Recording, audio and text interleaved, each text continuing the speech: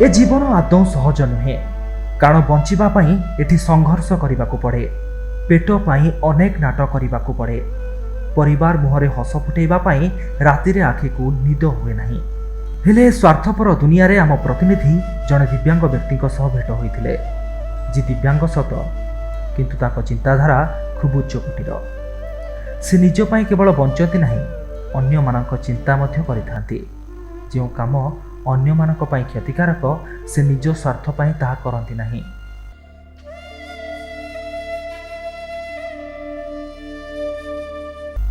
लिपुन लिपुन जने दिव्यांग तांकर गोटे गोड़ नहीं।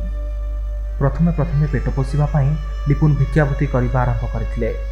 हेले स्वाभिमानी लिपुन को अन्य आगे हाथ पताइबा खूब कष्ट देला। तेणु लिपुन निज गोड़े छिड़ा होई निजे झाड़ बुहाई परिश्रम करने को चिंता कले।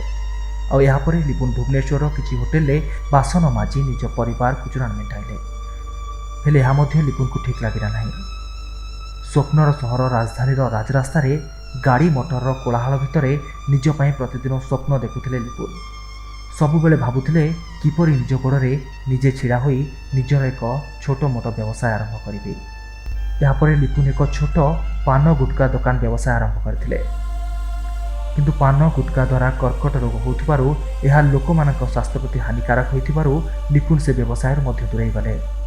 परे अनेक चिंता कला परे जड़े सहृदय व्यक्ति साहाय्य लिपुन एक छोट परिवा व्यवसाय आरंभ करी निज पेट पोषिबा सहित परिवार मुहरे हस फुटाउछंती।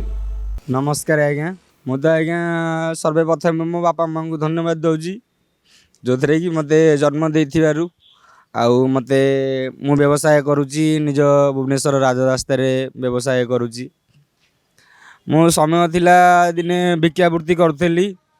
आज भिक्षावृत्ति लोक मैंने मते निजको निज मते खराब लगी मु भिक्षावृत्ति की बारण करी यही भुवनेश्वर आसी भिक्षावृत्ति करथिबा अवस्था कांग्रेस भवन साइड रे मते रुद्रनारायण सामंतराय देखाई आ मते सहयोगर हाथ बढ़ाई जो थे कि सहयोग नहीं कि आज मु क्या हाथ पतेया पड़ूनी क्या भिक मांगा पड़ूनी मते से रोजगार आउ बंचावर सहारा देइछन। मु तांको परिवार को अशेष धन्यवाद दूची जो थे कि मु निजे सबल पारिची। आ मु जेते बड़े भी मु जोड़ी साइकिल थोइकी गले भी मो मन रे चिंता अछि ते मु जेबे भी भुवनेश्वर जीवी मु निजे रोजगार करिकी खाइबी का हाथ बतेइबिनी। हाँ आज्ञा होटेल भी बासन माजिजी।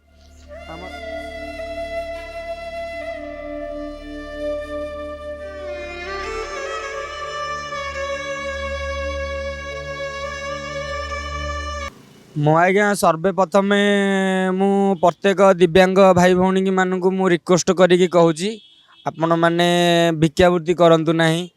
जदि कौन सहयोग व्यक्ति आमको साहाय्य करुच्ची ताकू किसी बेकारिया आउ अजथा खर्च न करिकी आमे गोटे छोटकाटिया दुकान आउ किसी व्यवसाय करिकी आमे निजे सबल मिल परिया। आमको समाज रे केमती कहि परिबेनी त ये भिक मागुची बोली। 5 वर्ष आज्ञा हेलाडी मो बाहागर मो स्त्री खंडे भत्ता पाई पार नांदी। मु आज्ञा पाठ भी बेसी पढ़ीनी।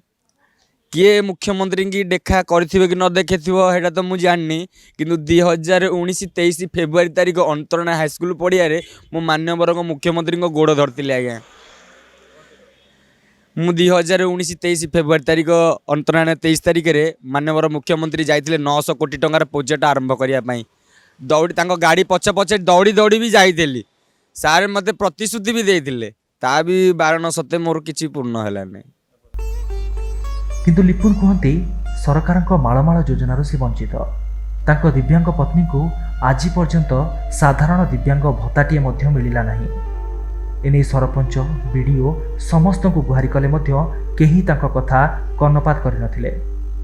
सेपटे ओडिशार मान्यवर मुख्यमंत्री गोड़ धरी निजर समस्या जणाइथिले। हेले बड़ दुखर कथा मुख्यमंत्री प्रतिश्रुति देई प्रतिश्रुति रखिले नहीं। तेबे लिपुन वर्तमान परिवार व्यवसाय करी परिवार प्रतिपोषण करुवा बेले लिपुन को उपरे सरकार केबे शुभ दृष्टि पकाइबे ताहा देखिबाकू बाकी रहिला।